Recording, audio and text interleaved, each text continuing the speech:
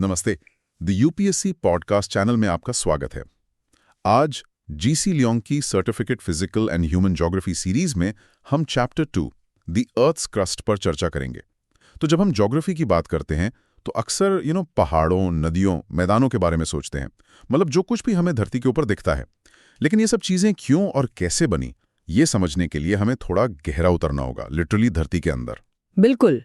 अब जाहिर है हम फावड़ा लेकर धरती के केंद्र तक तो खोद नहीं सकते, तो हमें यह सब पता कैसे चला? सोर्सेज बताते हैं कि ये जानकारी हमें वोल्केनिक एरप्शंस, मतलब ज्वालामुखी विस्फोट, हाँ, और अर्थक्वेक वेव्स हाँ, और डीप माइनिंग ऑपरेशंस से मिले सबूतों को जोड़कर मिली है। ये तो एक तरह की जासूसी जैसा है। और इन सभी क्लूज से जो तस्वीर बनती है वो ये है कि हमारी पृथ्वी किसी प्यास की तरह है। कई कंसेंट्रिक लेयर्स, मतलब परतों से बनी है। एक प्याज की तरह।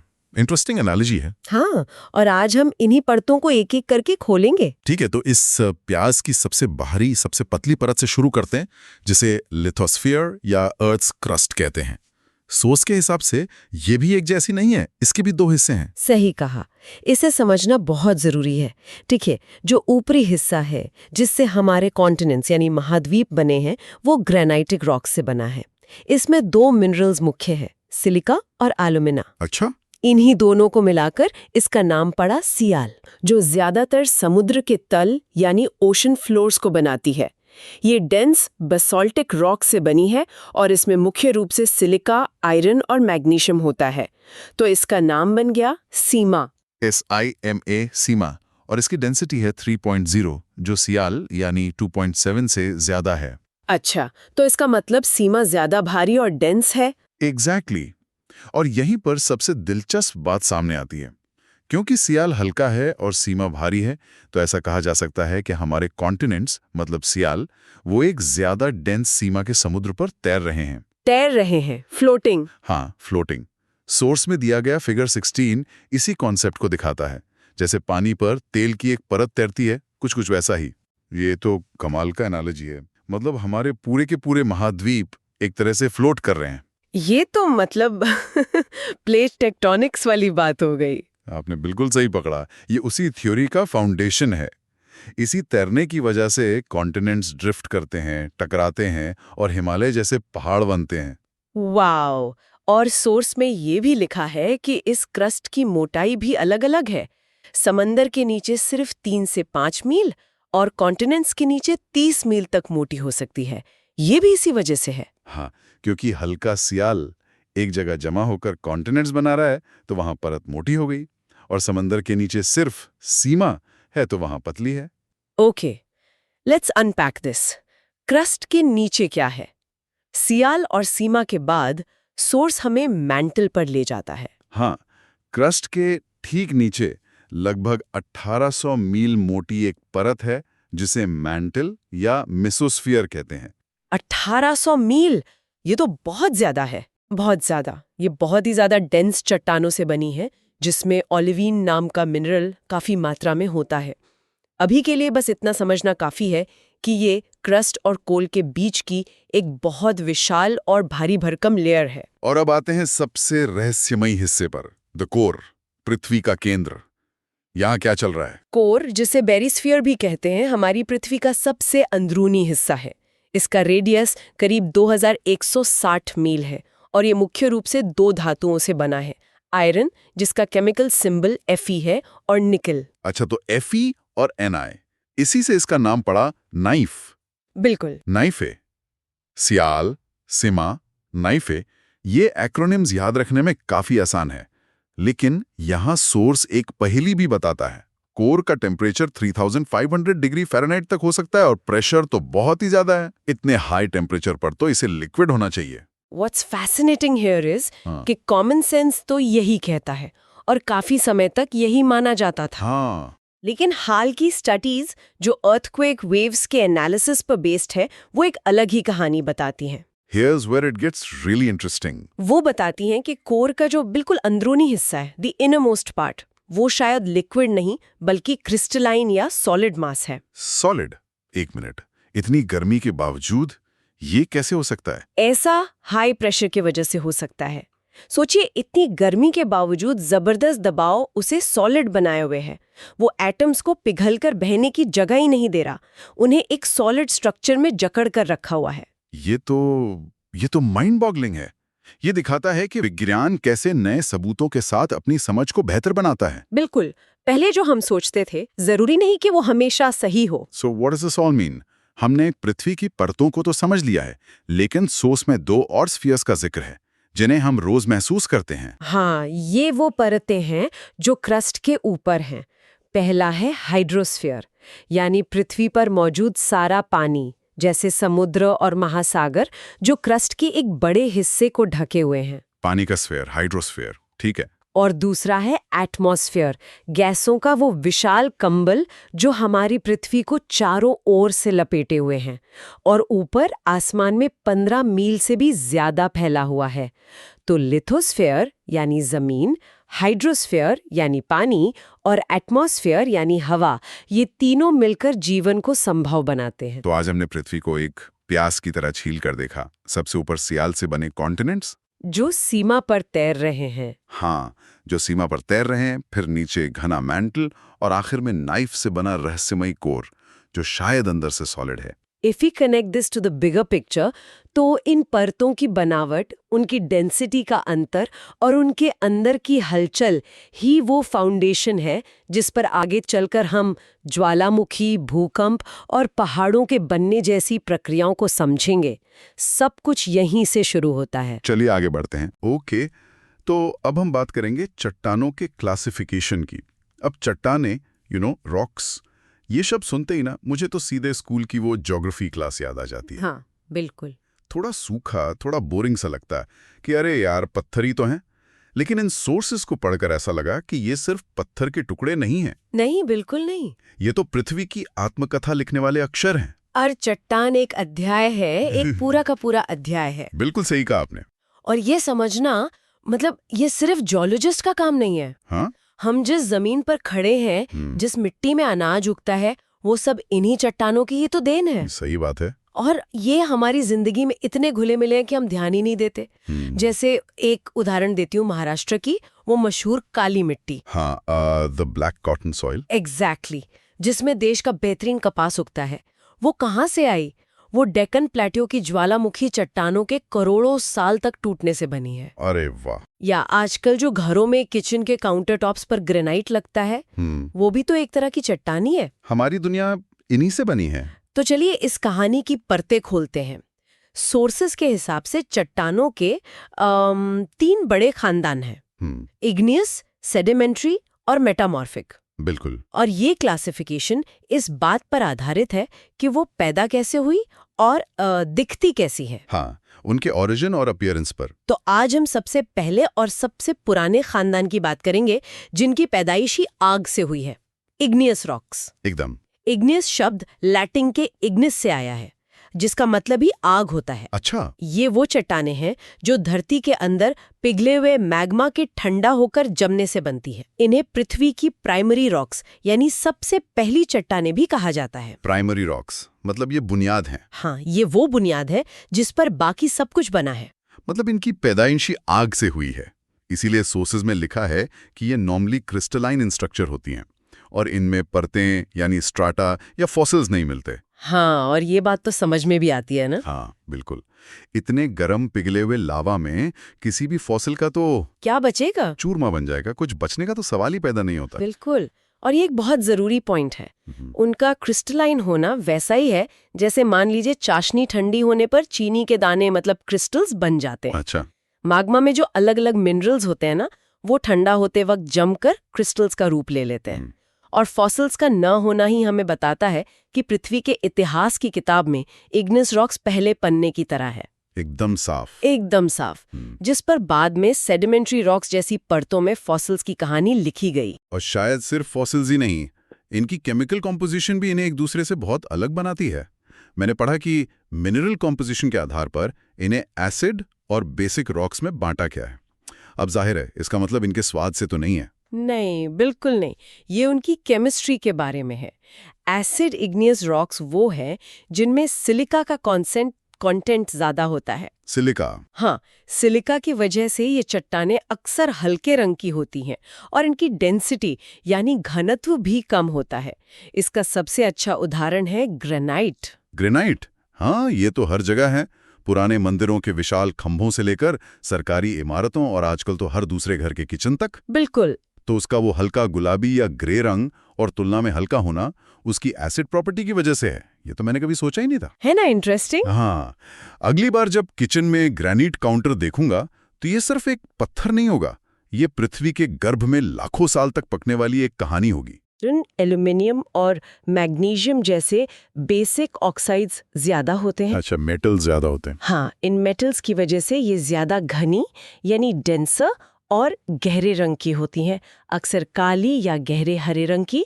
बेसाल्ट यानी बैसॉल्ट इसका सबसे आम उदाहरण है। तो एक हल्का और लाइट कलर्ड और दूसरा भारी और गहरा, और इनके बनने की जगह भी इन्हें एक दूसरे से बहुत अलग बना देती है।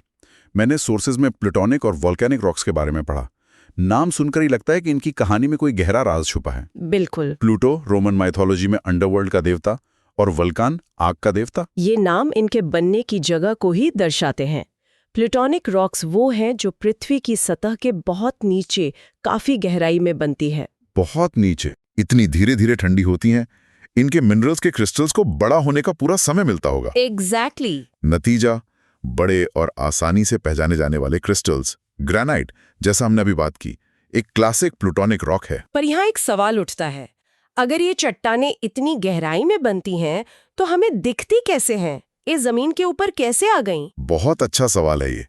इसका जवाब है डिनुडेशन एंड इरोजन की लाखों साल लंबी प्रक्रिया। डिन्यूडेशन एंड इरोजन। हवा, पानी, बर्फ और मौसम की मार से इनके ऊपर की जो नरम चट्टानों की परतें हैं ना, वो धीरे धीरे कटती जाती हैं, हटती जाती हैं, और आखिरकार लाखों साल बाद ये गहरी मजबूत चट्टानें सतह पर आ जाती हैं। तो मतलब आज हम जिन पहाड़ों को देख रहे हैं जैसे अरावली, वो कभी पृथ्वी की सतह से मीलों नीचे दबे हुए थे। बिल्कुल। ये तो समय के साथ पृथ्वी का एक तरह का एक्सरे देखने जैसा है। मतलब ये एक तरह का नेचुरल अनवीलिंग है। प्रकृति धीरे धीरे पर्दा हटाती है। वाह। तो ये है आत्मकथा का वो अध्याय जो पृथ्वी के दिल के करीब अंधेरे में लिखा गया। हाँ। और दूसरा अध्याय वोल्कानिक रॉक्स। ये वो अध्याय है जो आग और धुएं के साथ पूरी दुनिया के सामने लिखा गया। बिल्कुल। जब मैग्मा किसी तरह सतह पर पहुंच जाता है तो उसे लावा कहते हैं। लावा। ये लावा ज्वालामुखी से निकलकर पृथ्वी की सतह पर बहुत तेजी से रैपिडली ठंडा होता है, और इतनी तेजी से ठंडा होने की वजह से इसके क्रिस्टल्स को बढ़ने का मौका ही नहीं मिलता। मतलब टाइम ही नहीं मिलता। बिल्कुल टाइम नहीं मिलता। इसलिए वो बहुत छोटे होते हैं, इतने छोटे कि अक्सर बिना माइक्रोस्कोप के दिखते भी नहीं। इसीलिए इन्हें एक्सट्रूसिव रॉक्स भी कहते हैं, क्योंकि ये बाहर निकलकर बनती हैं। और इसका सबसे आम उदाहरण है बेसॉल्ट। बेसॉल्ट। सोर्सेज इसे सीधे भारत के डेक्कन प्लेटो से जुड़ते हैं। हाँ। मतलब आज का महाराष्ट्र, गुजरात, मध्य प्रदेश का एक बड़ा हिस्सा, ये पूरा का पूरा पठार इसी एक चट्टान से बना है। ये सोचना ही कितना कमाल का है। बिल्कुल, कि करोड़ों साल पहले हुए एक सिंगल जियोलॉजिकल इवेंट ने भारत के इतने बड़े भूभाग को शेप दे दिया। अनबिलीवेबल। यही तो खास बात है। ये घटनाएं लोकल नहीं होती, ये पूरे पूरे लैंडस्केप को बदल कर रख देती है। भारत के डेक्कन प्लेटो के अलावा नॉर्दर्न आइलैंड का एंट्रम प्लेटो और यूएसए का कोलंबिया स्नेक प्लेटो, ये सब विशाल बसाल्टिक लावा फ्लोज के ही नतीजे हैं। वाह। ये चट्टानें सिर्फ पत्थर नहीं है, ये धरती के चेहरे पर बने निशान हैं जो उसकी तूफानी जवानी की कहानी सुनाते हैं। बेसाल्ट के बारे में एक और मजेदार बात सोर्स में लिखी है कि ये कभी-कभी जमने पर लॉन्ग पॉलीगोनल कॉलम्स बनाती है। हाँ, कॉलम्स। जैसे एंट्रम का जाइंट्स कॉजवे। मैंने इसकी तस्वीरें देखी हैं, यकीन नहीं होता कि यह कुदरती है। ऐसा लगता है जैसे किसी ने विशाल हेक्सागोनल खंभों को तराशकर एक दूसरे से सटा कर रख दिया हो। वो असल में लावा के ठंडा होकर सिकुड़ने का एक नेचुरल आउटकम है। जब लावा एक समान रूप से ठंडा होता है तो उसमें दरारें पड़ती हैं जो अक्सर ऐसे पॉलीगोनल शेप्स ले लेती हैं। अच्छा, ये नेचुरल प्रोसेस है। हाँ, मैंने जब पहली बार इसकी तस्वीरें देखी तो मुझे लगा ये कोई मॉडर्न आर्ट इंस्टॉलेशन है।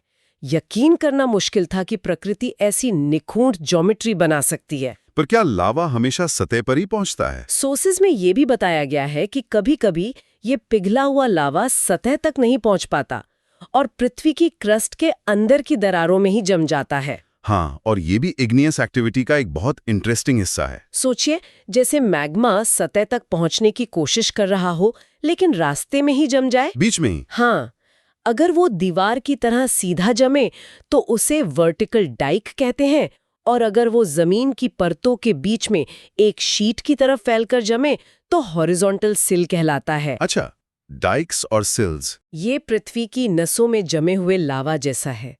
ये समझना जरूरी है कि इग्निस एक्टिविटी सिर्फ ज्वालामुखी फटने तक सीमित नहीं है, ये जमीन के नीचे भी लगातार चलती रहती है। तो इन सब बातों का मतलब क्या निकलता है? इन चट्टानों के क्रिस्टलाइन स्ट्रक्चर का, इनके हार्ड होने का हमारी रोज की जिंदगी से क्या लेना देना है? लेना देना बहुत गहरा है। ज्यादातर इग्नियस रॉक्स, चाहे वो गहराई में बना ग्रेनाइट हो या सतह पर बना basalt, extremely hard and resistant होती हैं। मतलब बहुत मजबूत और टिकाऊ? बिल्कुल, ये आसानी से टूटती या घिसती नहीं है। अच्छा, तभी तो इन्हें सड़क बनाने के लिए इस्तेमाल किया जाता है। वो जो गिट्टी होती है कंस्ट्रक्शन साइट पर, हाँ, गिट्टी जो सड़क की बुनियाद में डाली जाती है, वो अक्सर बेसाल्ट या ऐसी कोई हार्ड रॉक होती है। उसे रोज हजारों गाड़ियों का वजन झेलना होता है। बिल्कुल। और दूसरी तरफ ग्रेनाइट को पॉलिश करके स्मारकों, मॉन्यूमेंट्स और कब्र के पत्थरों, ग्रेवस्टोन्स पर लगाया जाता है, क्योंकि वो सदियों तक मौसम की मार झेल सकता है। हाँ, तो मतलब सड़क पर पड़ी गिट्टी यानी बेसाल्ट एक बिल्कुल उल्टी कहानी कहती है ज्वालामुखी के गुस्से की, जो सतह पर आकर पल भर में जम गया। सही। और दोनों एक ही खानदान के हैं, बस उनकी परवरिश अलग-अलग माहौल में हुई है। बिल्कुल। एक पत्थर जो तेजी से बना वो सड़क पर रोजाना की मार झेल रहा है, और दूसरा जो लाखों साल में धीरे धीरे बना, उसे हम इमारतों और स्मारकों में संजो कर रख रहे हैं। कमाल है, उनकी पैदाइश की कहानी ही उनकी किस्मत तय कर रही है। वाकई, ये सिर्फ चट्टाने नहीं है। पृथ्वी की गहराई में लाखों साल लेकर धीरे धीरे बने बड़े क्रिस्टल्स वाले ग्रेनाइट से लेकर सतह पर ज्वालामुखी से निकलकर तेजी से जमे छोटे क्रिस्टल्स वाले बेसाल्ट तक, इनकी पैदाइश की कहानी ही इनकी पहचान तय करती है। और हमारी दुनिया को आकार देती है। हमारी दुनिया को आकार देती है, बिल्कुल। और ये तो पृथ्वी की आत्मकथा के 3 हिस्सों में से सिर्फ पहला हिस्सा है। बस पहला। इग्निस रॉक्स तो बस शुरुआत है, वो खाली पन्ना जिस पर कहानी शुरू हुई। इससे ये सवाल उठता है कि बाकी 2 तरह की चट्टानें, सेडिमेंट्री और मेटामॉर्फिक, वो कैसे बनती होंगी? उनकी अपनी क्या कहानियां होंगी? हाँ, उनकी अपनी क्या कहानियां होंगी। शायद उनकी कहानियों में हमें गुजरे हुए वक्त के निशान यानी फॉसिल्स भी मिले। चलिए आगे बढ़ते हैं, शुरुआत करते हैं। ओके, अब हम सेडिमेंट्री रॉक्स पर चर्चा करेंगे। इन्हें समझने का सबसे आसान तरीका जो मुझे सोर्सेज में लगा, वो है इन्हें पृथ्वी की एक बहुत पुरानी डायरी या इतिहास की किताब समझना। बिल्कुल सही। और इस किताब के पन्ने हैं लेयर्स यानी परतें, जो लाखों सालों में एक के ऊपर एक जमती गई हैं। जैसा कि नाम से ही पता चलता है, ये सेडिमेंट से बनती हैं। सेडिमेंट मतलब? सेडिमेंट यानी पुरानी चट्टानों के टुकड़े, मिट्टी, बालू या फिर पेड़ पौधों और समुद्री जीवों के अवशेष। सोचिए, एक नदी लाखों साल से हिमालय से बहकर आ रही है और अपने साथ लाए छोटे छोटे कणों को गंगा के मैदानों में या समुद्र के किनारे जमा कर रही है, लेयर बाय लेयर। और ये परतें ही इनकी सबसे बड़ी पहचान है। सोर्सेज में इन्हें स्ट्रैटिफाइड रॉक्स भी कहा गया है। स्ट्रैटा यानी लेयर्स।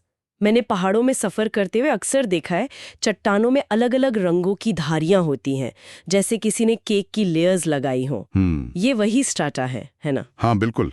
हर परत एक अलग समय, एक अलग माहौल की कहानी बताती है। अच्छा। और यही परतें इस डायरी को इतना खास बनाती हैं।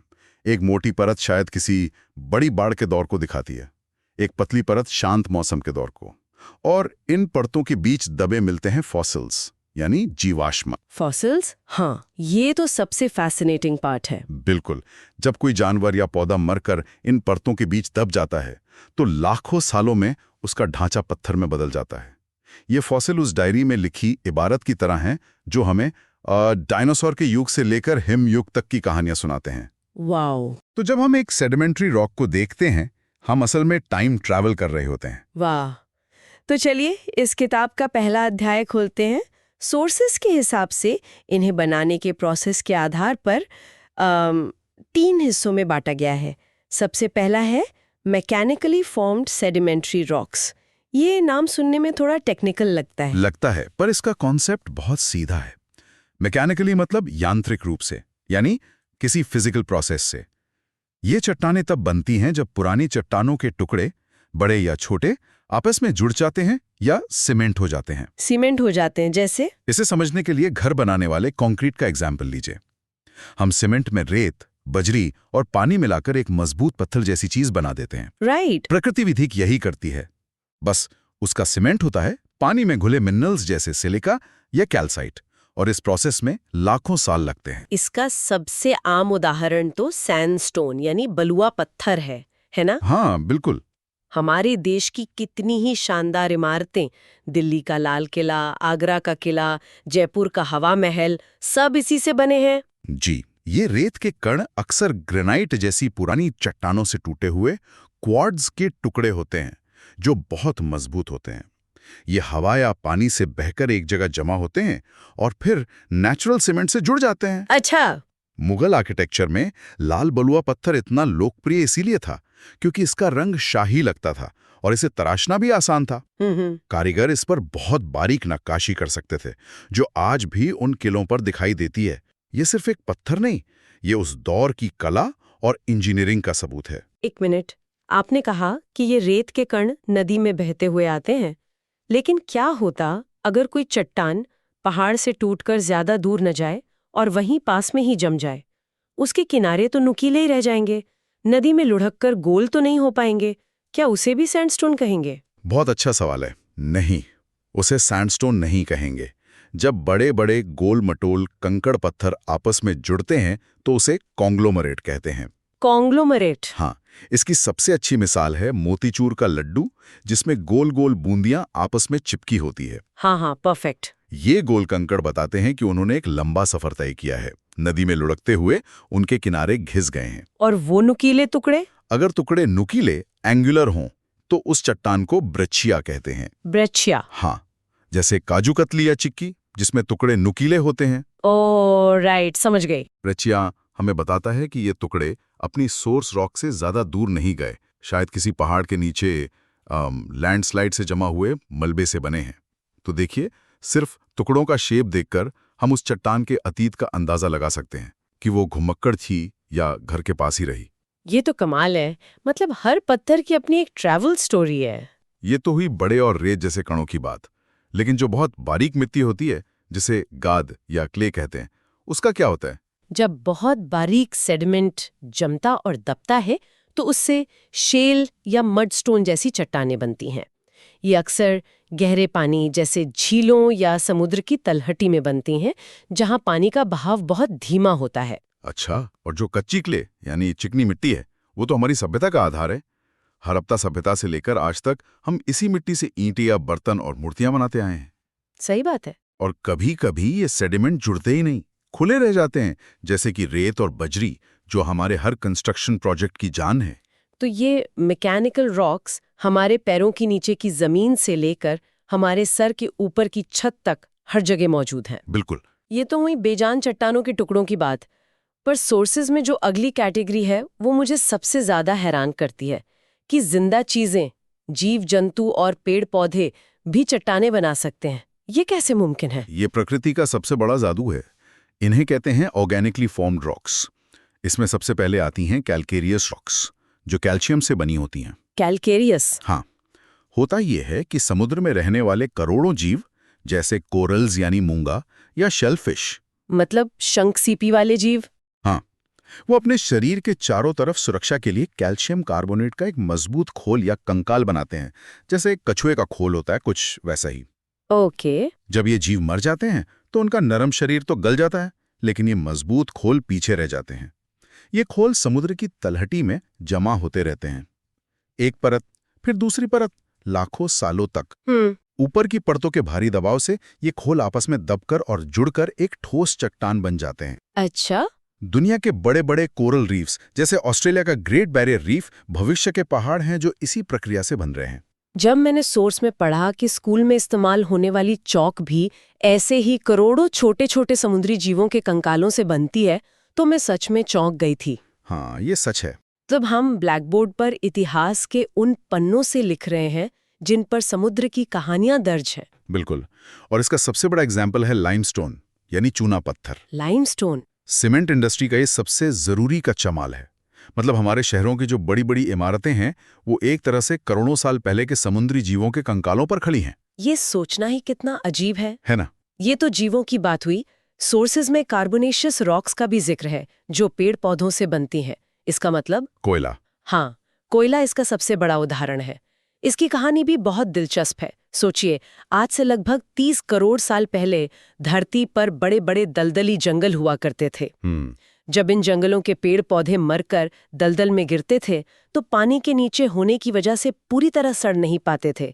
उनके ऊपर मिट्टी और रेत की परतें जमती जाती थीं और वो दबते चले गए। हाँ, हजारों फीट नीचे ऊपर की परतों के जबरदस्त दबाव और धरती के अंदरूनी गर्मी से उन पेड़ पौधों में केमिकल चेंज हुआ। ओके। उनका पानी और दूसरी गैसें निकल गईं और पीछे सिर्फ कार्बन का एक ठोस रूप बच गया। यही कोयला है। और सोर्स में इसके अलग अलग स्टेजेस भी बताएं, पीट, लिग्नाइट, फिर कोल। बिल्कुल। पीट सबसे पहली और कच्ची स्टेज है जिसमें आपको पौधों के रेशे दिख भी सकते हैं। जब इस पर और दबाव पड़ता है तो ये लिग्नाइट बनता है जिसे भूरा कोयला भी कहते हैं। अच्छा। और ज्यादा दबाव और गर्मी इसे बिटुमिनस और फिर सबसे अच्छी क्वालिटी वाले एंथ्रासाइट कोल में बदल देती है। तो हर स्टेज अलग अलग क्वालिटी की होती है। हाँ, हर स्टेज हमें बताती है कि उस कार्बन को कितना पकाया गया है। तो जब हम कोयला जलाकर बिजली बनाते हैं, हम असल में उन प्राचीन जंगलों में जमा की गई लाखों साल पुरानी सूरज की ऊर्जा का इस्तेमाल कर रहे होते हैं। वाह, ये धरती के गर्भ में बंद एक टाइम कैप्सूल है। एग्जैक्टली। वाह, तो हमने चट्टानों से बनी चट्टानें देख ली और जिंदा चीजों से बनी चट्टानें भी। अब ये तीसरी कैटेगरी, केमिकली फॉर्म्ड रॉक्स। सुनने में ऐसा लगता है जैसे किसी केमिस्ट्री लैब से निकल कर आई हो। और इसका प्रोसेस काफी हद तक वैसा ही है। ये चट्टानें तब बनती हैं जब पानी में घुले हुए मिनरल्स किसी केमिकल रिएक्शन की वजह से ठोस बनकर नीचे जमने लगते हैं। केमिकल रिएक्शन से? हाँ, इस प्रोसेस को प्रेसिपिटेशन कहते हैं। इसका सबसे सरल उदाहरण है पानी से नमक बनाना। अगर आप एक कटोरी में नमक वाला पानी लेकर धूप में रख दें तो पानी भाप बनकर उड़ जाएगा और कटोरी में सिर्फ नमक के क्रिस्टल रह जाएंगे। राइट। इसका मतलब रॉक सॉल्ट यानी हमारा सेंधा नमक ऐसे ही बनता है जो हम व्रत में खाते हैं? जी हाँ। आज जहाँ बड़ी बड़ी खदानें हैं वहाँ लाखों साल पहले विशाल समुद्र या खारी झीलें हुआ करती थीं। जलवायु परिवर्तन के कारण जब ये झीलें सूखने लगीं तो पानी इवेपोरेट हो गया और नमक की मोटी मोटी परतें पीछे रह गईं। और उन पर मिट्टी जम गई। हाँ, समय के साथ इन परतों के ऊपर और मिट्टी पत्थर जम गए और आज हम इन्हें खदानों से खोद कर निकालते हैं। सोर्स में डेड सी का भी उदाहरण दिया है जो दुनिया की सबसे खारी जगहों में से एक है। हाँ, डेड सी जैसी जगहों पर जहाँ इवेपोरेशन बहुत ज्यादा होता है, पानी में घुले दूसरे मिनरल्स भी जमने लगते हैं। ऐसा ही एक मिनरल है जिप्सम, यानी कैल्शियम सल्फेट। जिप्सम? जी, यही जिप्सम हमारे घरों में प्लास्टर ऑफ पेरिस या बीओपी बनाने के काम आता है। अच्छा, पीओपी। हाँ, तो अगली बार जब कोई दोस्त आपको अपने घर की नई फॉल्स सीलिंग दिखाए तो आप मजाक में कह सकते हैं कि ये तो किसी प्राचीन सूखी हुई झील का टुकड़ा है। हाँ, ये तो जरूर कहूंगे। इसका इस्तेमाल तो टूटी हड्डी पर प्लास्टर चढ़ाने में भी होता है। बिल्कुल। मतलब एक प्राचीन समुद्र का अवशेष हमारी हड्डियों को जोड़ रहा है। सही कहा। और इसी तरह पोटैश और नाइट्रेट्स भी बनते हैं जो फर्टिलाइजर्स में इस्तेमाल होते हैं। हाँ, इसी तरह के इवापोरेशन प्रोसेसेस से पोटैश और नाइट्रेट्स भी बनते हैं जो खेती के लिए वरदान है। ये जमीन को उपजाऊ बनाते हैं। तो देखिए कनेक्शन कितना गहरा है। एक बेजान केमिकल प्रोसेस से बनी चट्टान हमारे खेतों में जिंदगी पैदा कर रही है। सही में ये चट्टानें सिर्फ पत्थर नहीं है, ये हमारी जिंदगी के हर पहलू से जुड़ी हैं। हमारे खाने से, हमारे घर से, हमारी ऊर्जा से। तो अगर हम पूरी बात को समेटें तो इन चट्टानों की कहानी बहुत विशाल है। 3 मुख्य किरदार हैं। मैकेनिकली फॉर्म्ड जो पुरानी चट्टानों के टुकड़ों से बने जैसे बलुआ पत्थर। ऑर्गेनिकली फॉर्म्ड जो जिंदा चीजों के अवशेषों से बने जैसे चूना पत्थर और कोयला। राइट। और केमिकली फॉर्म्ड जो पानी में घुले रसायनों से बने जैसे सेंधा नमक और जिप्सम। और अगर हम इसे बड़ी तस्वीर में देखें तो ये सेडिमेंट्री रॉक्स सिर्फ पत्थर नहीं है, ये पृथ्वी की आत्मकथा है। मुझे याद है मैं एक बार हिमाचल में ट्रैकिंग कर रहा था और हमें हजारों फीट की ऊंचाई पर एक चट्टान मिली जिसमें समुद्री शंख का साफ फॉसिल था। वाओ, इतने ऊंचाई पर? हाँ, हिमालय की ऊंचाई पर समुद्री जीव का मिलना वो एक पल ही इन चट्टानों की पूरी कहानी कह गया। कि आज जहां दुनिया के सबसे ऊंचे पहाड़ हैं वहां कभी एक गहरा समुद्र हुआ करता था। एग्जैक्टली। ये चट्टानें हमें हमारे ग्रह के उस गहरे अतीत से जोड़ती हैं जो हमारी कल्पना से भी परे है। चलिए आगे बढ़। ठीक है, तो अब मेटामॉर्फिक रॉक्स पर चर्चा करते हैं। पर असल दे ये सिर्फ चट्टानों के बारे में नहीं है। आज हम प्रकृति के सबसे बड़े हम सबसे बड़े रिसाइकलिंग प्रोजेक्ट की बात करेंगे। एक ऐसी प्रक्रिया जिसमें पहाड़ बनते हैं, मिटते हैं और फिर अपने ही मलबे से दोबारा जन्म लेते हैं। बिल्कुल सही कहा। और इस कहानी की शुरुआत होती है मेटामॉर्फिक रॉक्स से। दरअसल धरती का हर टुकड़ा, आप कह सकती हैं कि दो ताकतों की एक कभी ना खत्म होने वाली लड़ाई का मैदान है। दो ताकतें? हाँ, एक तरफ है धरती के अंदर की ताकतें जो जमीन को ऊपर उठाकर पहाड़ बनाती हैं, और दूसरी तरफ है बाहर की ताकतें, हवा, पानी, बर्फ, जो लगातार उन्हें घिस कर मिटाने की कोशिश करती हैं। मेटामॉर्फिक रॉक्स इसी अंदरूनी ताकत का एक नतीजा है। हमारे सोर्स में इसकी तुलना एक प्रेशर कुकर से की गई है, जो मुझे काफी पसंद आई। हाँ, वो एनालॉजी बहुत अच्छी है। कुकर में सब्जियां गर्मी और दबाव से पूरी तरह बदल जाती हैं। वैसे ही कोई भी चट्टान, चाहे वो इग्नियस हो या सेडिमेंट्री, जब धरती के अंदर जबरदस्त गर्मी और दबाव झेलती है तो उसका पूरा रूप, रंग और स्वभाव ही बदल जाता है। ये एकदम सटीक एनालॉजी है। जब धरती की प्लेटें टकराती हैं या एक दूसरे के नीचे खिसकती हैं तो चट्टानों पर बेहिसाब गर्मी और दबाव पड़ता है। इस प्रक्रिया में उनके मिनरल्स रिक्रिस्टलाइज हो जाते हैं, उनकी बनावट बदल जाती है और वो एक नई चट्टान बन जाती हैं, एक मेटामॉर्फिक रॉक। चलिए सोर्स में दिए कुछ उदाहरणों से इसे समझते हैं। पहला है चिकनी मिट्टी, मतलब क्ले का स्लेट बनना। हाँ, चिकनी मिट्टी जो बहुत नरम होती है, जब उस पर इंटेंस प्रेशर पड़ता है तो वो दबकर परत दर परत जुड़कर स्लेट बन जाती है। स्लेट की खासियत यह है कि वो पतली परतों में आसानी से टूट सकती है। अरे, ये तो वही स्लेट है जिस पर हम बचपन में चौक से लिखते थे। हाँ, वही। मतलब हम एक तरह की बदली हुई चट्टान पर क, ख, ग लिखना सीख रहे थे। ये तो मैंने कभी सोचा ही नहीं था। बिल्कुल। और अगला उदाहरण तो हमारे घरों में भी मौजूद है, लाइमस्टोन यानी चूना पत्थर का मार्बल बनना। चूना पत्थर जब गर्मी और दबाव के संपर्क में आता है तो उसके कैल्साइट क्रिस्टल्स बड़े हो जाते हैं और आपस में जुड़कर संगमरमर यानी मार्बल बना देते हैं। वाह, मतलब ताजमहल से लेकर हमारे किचन के काउंटर टॉप और मंदिरों की मूर्तियों तक। जी हाँ, ये सब एक ट्रांसफॉर्मेशन का नतीजा है। एक साधारण से दिखने वाले चूना पत्थर का इतना शानदार मेकओवर। लेकिन ये बदलाव क्या सिर्फ दिखने में होता है या चट्टान की मजबूती पर भी असर पड़ता है? जैसे सैंडस्टोन से क्वार्ट्जाइट बनने पर क्या होता है? ये बहुत अच्छा सवाल है। ये सिर्फ कॉस्मेटिक बदलाव नहीं है। सैंडस्टोन जब क्वार्ट्जाइट में बदलता है तो वो और भी ज्यादा मजबूत और रेजिस्टेंट टू वेदरिंग हो जाता है। रेजिस्टेंट टू वेदरिंग मतलब मौसम की मार झेलने में और भी सख्त बन जाता है। एग्जैक्टली। सैंडस्टोन के जो रेत के दाने हैं वो गर्मी से पिघलकर एक दूसरे से पूरी तरह जुड़ जाते हैं, जिससे एक बहुत ही ठोस और मजबूत चट्टान बनती है। एक मिनट, ग्रेनाइट, मुझे लगा था कि वो तो सबसे मजबूत, सबसे टिकाऊ चट्टानों में से है जो आसानी से नहीं बदलती। वो भी बदल सकती है? हाँ, ग्रेनाइट जैसी मजबूत इग्नियस रॉक भी बदल सकती है। ये तो बहुत अजीब बात है। जब ग्रेनाइट पर एक दिशा से जबरदस्त दबाव पड़ता है तो वो ग्नीस में बदल जाती है। इस दबाव के कारण ग्रेनाइट के जो अलग अलग मिनरल्स हैं, जैसे क्वार्ट्ज और फेल्ड्स्पार, वो अलग होकर परतों या धारियों में जम जाते हैं। इसी को हम फोलिएशन या परतें बनना कहते हैं। अच्छा।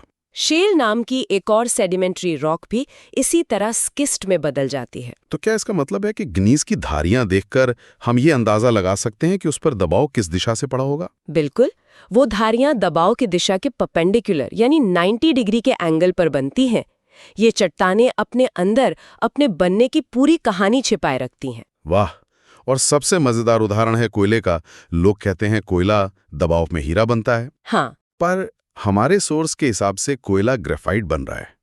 मतलब जिस कोयले से क्रेन चलती थी वो दबाव में आकर हमारी पेंसिल की नोक बन गया। हाँ, ये एक बेहतरीन पॉइंट है। डायमंड बनने के लिए असाधारण गर्मी और दबाव की जरूरत होती है, जो धरती में बहुत गहराई पर मिलता है। लेकिन सामान्य मेटामॉर्फिक प्रक्रियाओं में कोयले का जो कार्बन है वो ग्रेफाइट में रीअरेंज हो जाता है। तो हाँ, हर दबाव का नतीजा एक जैसा नहीं होता। ये तो हुई चट्टानों के मेकओवर की बात। पर सवाल यह है कि जब ये चट्टानें अपना रूप बदलती हैं तो क्या हमारे आसपास की जमीन, ये पहाड़ और घाटियां भी अपना रूप बदलती हैं? यकीनन। जमीन का नैन नक्श कैसा होगा ये बहुत हद तक इस बात पर निर्भर करता है कि सतह के नीचे कौन सी चट्टान है। अच्छा। जो नरम चट्टानें हैं जैसे क्ले और शेल, वो हवा और पानी से बहुत जल्दी घिस जाती हैं। जबकि ग्रेनाइट या क्वार्ट्जाइट जैसी सख्त चट्टानें कटाव का डटकर सामना करती हैं। मतलब जहां नरम चट्टानें होंगी वहां जमीन नीची हो जाएगी, घाटियां या मैदान बन जाएंगे। हाँ, और जहां सख्त चट्टानें होंगी वो ऊंचे पहाड़ों के रूप में खड़ी रहेंगी। बिल्कुल। हमारे सोर्स में वेस्ट मलेशिया का एक बड़ा दिलचस्प उदाहरण दिया गया है। हाँ, वेस्ट मलेशिया की जो मेन रेंज और ईस्टर्न रेंज है वो ज्यादातर ग्रेनाइट से बनी है। ये एक रेजिस्टेंट रॉक है, इसलिए ये ऊंची पर्वत श्रृंखलाएं बनाती हैं। लाखों सालों के कटाव के बाद भी ये टिकी हुई हैं, हालांकि इनकी चोटियां अब गोल-मटोल हो गई हैं। लेकिन सबसे ऊंची चोटी गुनोंग तहान, वो तो क्वार्ट्जाइट से बनी है, जो ग्रेनाइट से भी ज्यादा मजबूत है। सही। ये तो समझ आता है, जो सबसे मजबूत वो सबसे ऊंचा। पर एक बात मुझे कुछ हजम नहीं हुई।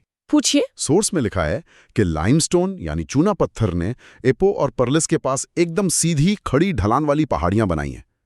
एक मिनट, चूना पत्थर तो पानी में घुल जाता है, उसे तो सबसे कमजोर होना चाहिए और घाटियां बनानी चाहिए। सीधी खड़ी पहाड़ी कैसे बन गई? इसमें जरूर कोई और पेच है। आपने बिल्कुल सही जगह पर सवाल उठाया है। हाँ। लाइमस्टोन की मजबूती उसकी सख्ती में नहीं, बल्कि उसकी परमिएबिलिटी में है। परमिएबिलिटी मतलब पानी उसकी सतह पर बहकर उसे काटने के बजाय उसकी दरारों और जोड़ों से अंदर घुस जाता है। पानी जमीन के नीचे ही नीचे रास्ते बनाकर गुफाएं बना देता है, जबकि ऊपर का पूरा पहाड़ एक साथ खड़ा रह जाता है। अच्छा। इस वजह से उसके आसपास की दूसरी चट्टानें घिस जाती हैं और लाइमस्टोन एक सीधी दीवार की तरह खड़ा दिखता है। कमाल है। तो चट्टान सिर्फ सख्त होने से ही नहीं, बल्कि पानी के साथ उसका रिश्ता कैसा है, इससे भी लैंडस्केप तय होता है। हाँ। ये तो बिल्कुल इंसानों जैसा है, कौन दबाव झेल जाता है और कौन उसे रास्ता देकर अपनी जगह बना लेता है। If we connect this to the bigger picture, ये छोटे छोटे लैंडफॉर्म्स तो चट्टानों पर निर्भर करते हैं, लेकिन दुनिया के जो बड़े बड़े लैंडफॉर्म्स हैं, जैसे विशाल पर्वत श्रृंखलाएं, पठार और मैदान, उनका मूल पैटर्न धरती के क्रस्ट की इन्हीं बड़ी हलचलों से बनता है, जिन्हें ओरोजेनिक मूवमेंट्स कहते हैं। और हमारे सोर्स के मुताबिक जियोलॉजिकल टाइम में अब तक ऐसी 9 बड़ी पहाड़ बनाने वाली हलचलें हो चुकी हैं, लेकिन हाल की 3 सबसे ज्यादा महत्वपूर्ण हैं। हाँ, कैलेडोनियन, हर्सिनियन और अल्पाइन। तो क्या हम इन्हें पहाड़ों की 3 पीढ़ियों की तरह देख सकते हैं? मतलब कैलेडोनियन वाले बुजुर्ग या दादा परदादा पहाड़, हाँ। हर्सिनियन वाले अधेड़ उम्र के, और अल्पाइन वाले आज के नौजवान। ये समझने का बहुत ही शानदार तरीका है। सबसे पहले बुजुर्ग पहाड़ कैलेडोनियन ओरिजिनी से, जो लगभग 320 मिलियन साल पहले बने। 320 मिलियन साल? जी। स्कैंडिनेविया और स्कॉटलैंड के पहाड़ इसी पीढ़ी के हैं। एक समय में ये शायद हिमालय जितने ऊंचे और शानदार रहे होंगे, पर लाखों सालों के हवा पानी ने इन्हें घिस घिस कर छोटा और गोल मटोल बना दिया है। तो ये अपनी जवानी देख चुके हैं। हाँ। फिर आते हैं अधेड़ उम्र वाले पहाड़, हर्सिनियन ओरिजिनी से, जो लगभग 240 मिलियन साल पहले बने। बिल्कुल। इससे यूराल माउंटेन्स बने, जो यूरोप को एशिया से अलग करते हैं। अमेरिका के अपलैचियंस भी इसी दौर के हैं। ये कैलेडोनियन पीढ़ी से थोड़े छोटे हैं, लेकिन ये भी अब काफी घिस चुके हैं और अपनी पुरानी ऊंचाई खो चुके हैं। और फिर आती है सबसे नई पीढ़ी, आज के नौजवान पहाड़, एल्पाइन ओरिजिनी, जो सिर्फ 30 मिलियन साल पहले शुरू हुई कहना शायद सही है, क्योंकि ये अभी भी चल रही है। हाँ, हम अभी भी टेक्निकली इसी युग में जी रहे हैं। ये सबसे ताज़ा हलचल है और इसी से बने हैं दुनिया के यंग फोल्ड माउंटेन्स, यूरोप के एल्प्स, दक्षिण अमेरिका के एंडेज, उत्तरी अमेरिका के रॉकीज और हमारे अपने महान हिमालयाज। यंग मतलब 30 मिलियन साल जियोलॉजी की दुनिया में जवानी है। हाँ। इसीलिए ये पहाड़ इतने ऊंचे, नुकीले और विशाल हैं। समय को अभी इन्हें ज्यादा घिसने का मौका नहीं मिला है। और हिमालय के बारे में तो कहते हैं कि वो अभी भी ऊंचा हो रहा है ना। ये प्रक्रिया अभी भी जारी है, पर यहीं पर पहाड़ों का जीवन चक्र सामने आता है। ये जो नए और ऊंचे पहाड़ हैं, जैसे हिमालय, ये हमेशा ऐसे नहीं रहेंगे। मतलब एक दिन हिमालय भी उन पुराने घिसे पिटे कैलेडोनियन पहाड़ों जैसा हो जाएगा। हाँ, करोड़ों सालों बाद हवा, पानी, ग्लेशियर, ये सब लगातार इन ऊंची चोटियों को काटते रहेंगे और धीरे धीरे इनकी ऊंचाई कम होती जाएगी। जब भी मैं हिमालय को देखती हूँ तो यही सोचती हूँ कि ये आज का बादशाह है, पर करोड़ों साल बाद ये भी एक शांत बूढ़े पहाड़ की तरह गोल मटोल हो जाएगा। प्रकृति में कुछ भी हमेशा के लिए नहीं है। और इनके घिसने से जो मलबा निकलेगा उसका क्या होगा? वही तो इस चक्कर का सबसे खूबसूरत हिस्सा है। हम्म। वो मलबा, रेत, मिट्टी, पत्थर नदियों के साथ बहकर समुद्रों या घाटियों में जमा हो जाएगा। फिर लाखों सालों में वही जमा हुआ मटेरियल दबाव में आकर नई सेडिमेंट्री चट्टानें बनाएगा और फिर भविष्य में शायद करोड़ों साल बाद एक और ओरिजेनिक मूवमेंट होगी और यही नई चट्टानें ऊपर उठेंगी और पहाड़ों की अगली पीढ़ी, the next generation of mountains बनाएंगी। वाह, तो ये एक कभी ना खत्म होने वाला चक्र है, बनना, घिसना और फिर उसी मलबे से दोबारा बनना। बिल्कुल। प्रकृति का अल्टीमेट रिसाइकलिंग प्रोजेक्ट। चट्टानें बनती हैं, पहाड़ उठते हैं, वो घिस कर फिर चट्टान बन जाते हैं और फिर से पहाड़ बनने का इंतजार करते हैं। ये एक बहुत ही धीमी लेकिन लगातार चलने वाली प्रक्रिया है। बिल्कुल। The face of the earth is constantly being reshaped. हम जो लैंडस्केप देखते हैं वो बस इस बहुत लंबी कहानी का एक छोटा सा पल है। चलिए अब आगे बढ़ते हैं। ठीक है, तो अब हम पहाड़ों के प्रकारों पे चर्चा करेंगे। जब हम पहाड़ों के बारे में सोचते हैं तो दिमाग में तुरंत हिमालय की बर्फीली चोटियां या किसी हिल स्टेशन का नजारा आता है। बिल्कुल। लेकिन ये पहाड़ सिर्फ खूबसूरत लैंडस्केप नहीं है, ये पृथ्वी की जबरदस्त ताकत की कहानियां हैं। सही बात है। आज हम इसी के पीछे की जियोलॉजी को समझने की कोशिश करेंगे कि ये पहाड़ आखिर बनते कैसे हैं। कोई जमीन के मुड़ने से बनता है, कोई टूटने से, कोई लावा उगलने से और कोई तो बस वक्त की मार झेलकर बचा रह जाता है। बिल्कुल। ये सिर्फ जमीन के ऊंचे नीचे हिस्से नहीं है, ये पृथ्वी के डायनामिक कैरेक्टर का सबूत है। हर पहाड़ एक कहानी कहता है। कहीं दो महाद्वीप टकरा रहे हैं, कहीं जमीन फटकर अलग हो रही है, कहीं धरती अपने अंदर का पिघला हुआ लावा बाहर फेंक रही है। एग्जैक्टली। तो हमारे पास जो स्रोत हैं, उनके आधार पर हम इन कहानियों को 4 मुख्य चैप्टर्स में समझेंगे। वलित पर्वत, ब्लॉक पर्वत, ज्वालामुखी पर्वत और अवशिष्ट पर्वत। तो चलिए सबसे विशाल और सबसे ड्रामेटिक कहानी से शुरू करते हैं। वलित पर्वत या फोल्ड माउंटेन्स हमारे अपने हिमालयस का सबसे शानदार उदाहरण है। ये नाम फोल्ड सुनकर ही दिमाग में आता है जैसे किसी ने एक बड़ी सी चादर या कालीन को दोनों तरफ से धकेला हो और उसमें सिलवटें पड़ गई हों। ये एनालॉजी एकदम सटीक है। कल्पना कीजिए कि पृथ्वी की ऊपरी परत यानी क्रस्ट एक कालीन की तरह है। अच्छा। जब 2 विशाल टेक्टोनिक प्लेट्स एक दूसरे की तरफ बढ़ती हैं तो जबरदस्त कंप्रेशनल फोर्स यानी संपीड़न बल लगता है। इस दबाव में जमीन की परतें जो नरम चट्टानों से बनी होती हैं वो मुड़ने लगती हैं, बिल्कुल वैसी जैसे कालीन में सिलवटें पड़ती हैं। ये प्रक्रिया पृथ्वी की सतह को छोटा कर देती है और उस जमीन को हजारों मीटर ऊपर उठा देती है। तो इस फोल्डिंग से लहरें जैसी बन जाती हैं, मतलब जमीन में ऊपर नीचे उतार चढ़ाव आ जाते हैं। भूविज्ञान में इन चोटियों और घाटियों के लिए जरूर कोई खास नाम होंगे। हाँ बिल्कुल। स्रोत के फिगर 18 में इसे बहुत अच्छे से समझाया गया है। जो ऊपर की तरफ उठी हुई लहर है उसे एंटीक्लाइन कहते हैं। एंटीक्लाइन, ठीक है। और जो नीचे की तरफ धसी हुई घाटी जैसी लहर है उसे सिनक्लाइन कहते हैं। अच्छा।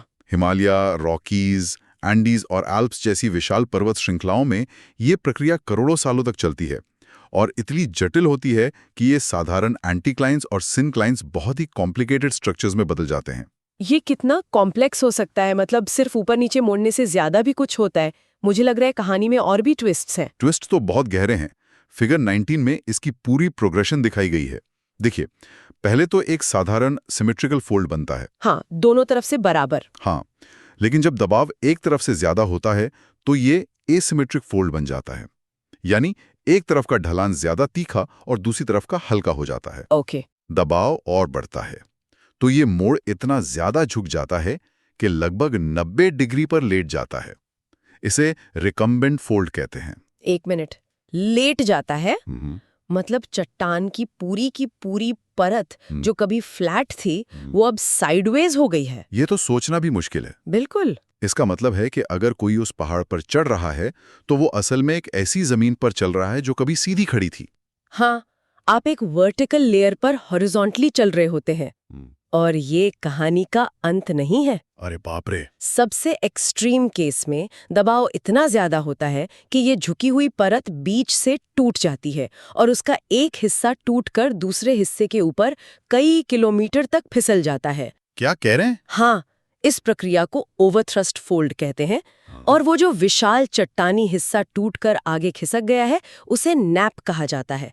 ये कोई धीमी प्रक्रिया जैसा नहीं, बल्कि एक बेहद वायलेंट जियोलॉजिकल इवेंट होता है। टुकड़े टूटकर एक दूसरे पे चढ़ रहे हैं, शायद इसीलिए इन पहाड़ों को माउंटेन्स ऑफ एलिवेशन भी कहते हैं, बिल्कुल। क्योंकि ये जमीन को सचमुच मीलों ऊपर उठा देते हैं।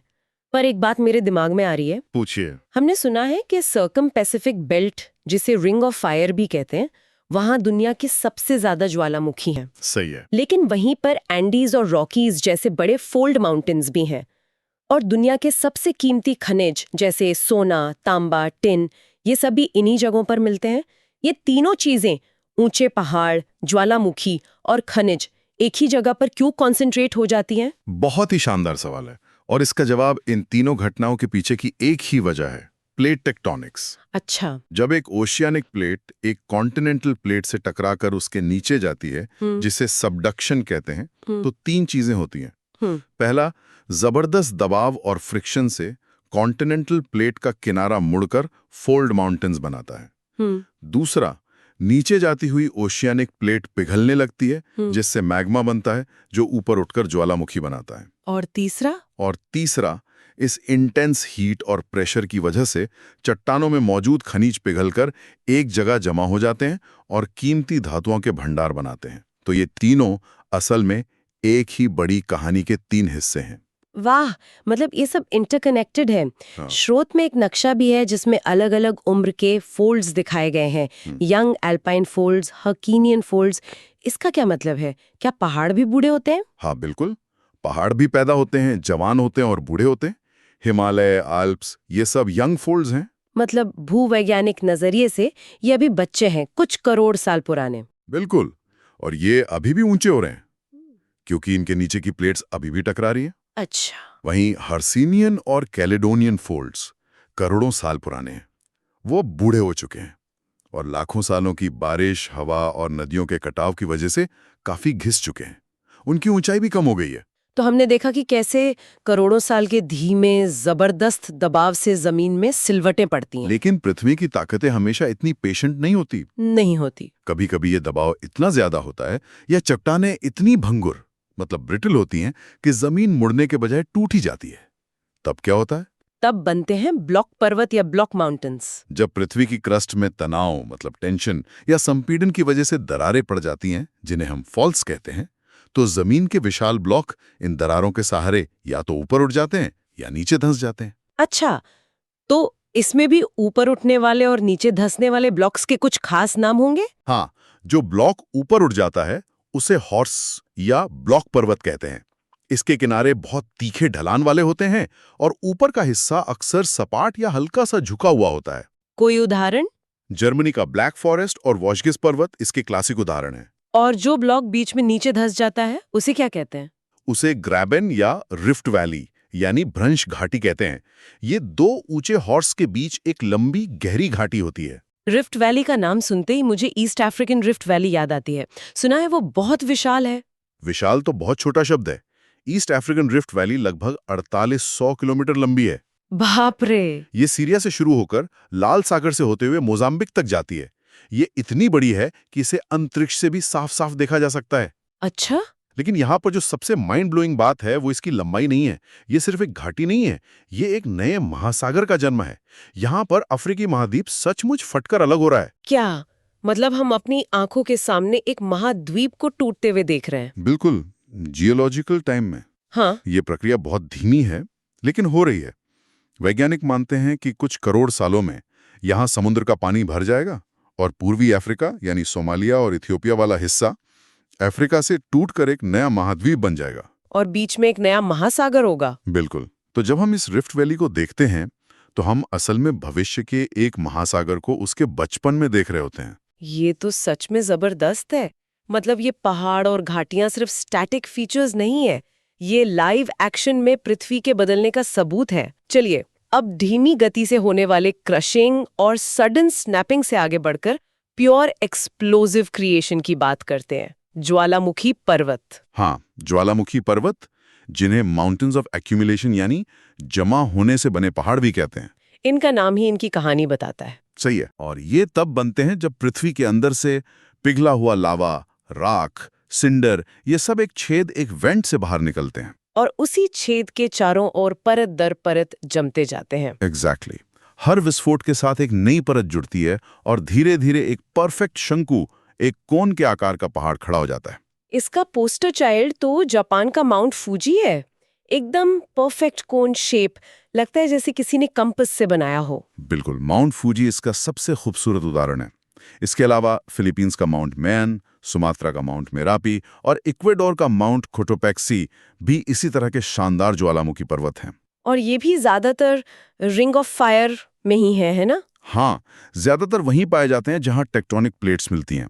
ये हमें फिर से याद दिलाता है कि पृथ्वी की सतह के नीचे कितनी ज्यादा हलचल है। मुझे 2010 का वो वाकया याद आ रहा है जब आइसलैंड का एक ज्वालामुखी फटा था। हाँ जी। आइजाफ्यालाजोकुल। हाँ, जिसका नाम लेना भी मुश्किल है। तो उसका नाम लेना भी एक चैलेंज है। उसकी राख ने पूरे यूरोप के हवाई ट्रैफिक को हफ्तों तक रोक दिया था।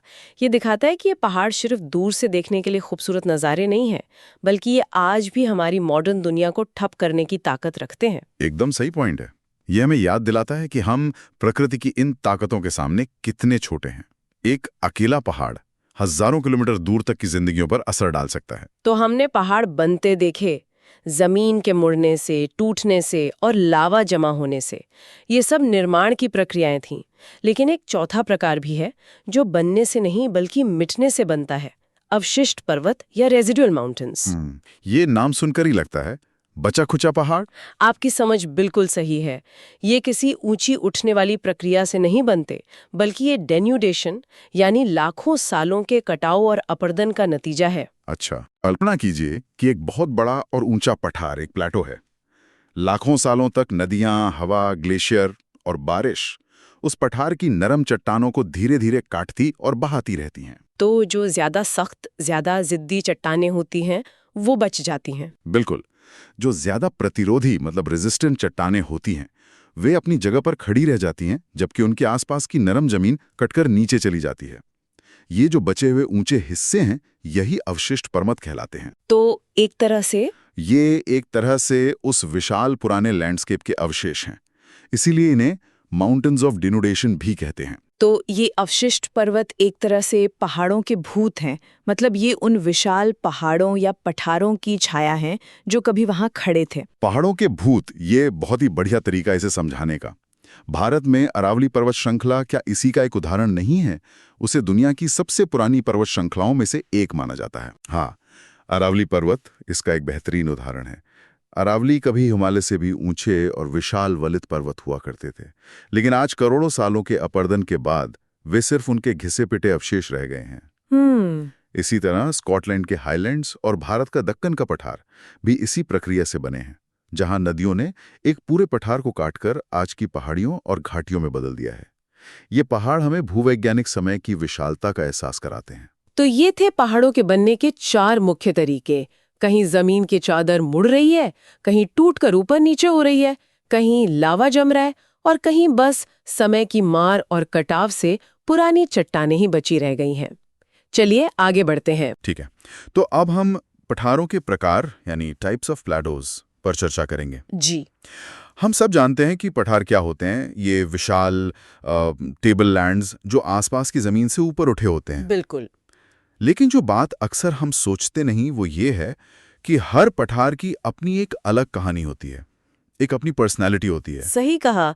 कोई जमीन के अंदर की जबरदस्त ताकत से पैदा होता है तो कोई आग और लावा से। हाँ, और ये सिर्फ बनने की कहानी नहीं है। नहीं, ये उनकी पूरी जिंदगी की कहानी है। सही कहा। मतलब एक पठार का चेहरा देखकर आप उसकी उम्र और उसके इतिहास का अंदाजा लगा सकते हैं। अच्छा, कैसे? देखिए, एक जवान पठार एकदम सपाट और चौड़ा होगा, लेकिन एक बूढ़ा पठार जो लाखों साल की बारिश, हवा, बर्फ के थपेड़े खा चुका है, वो कटा फटा और कह सकते हैं झुर्रियों वाला दिखेगा। क्या बात है। The life and times of a Plato. बिल्कुल। तो आज हम पठारों की इसी लाइफ साइकिल को समझने की कोशिश करेंगे, जी। उनके जन्म से लेकर।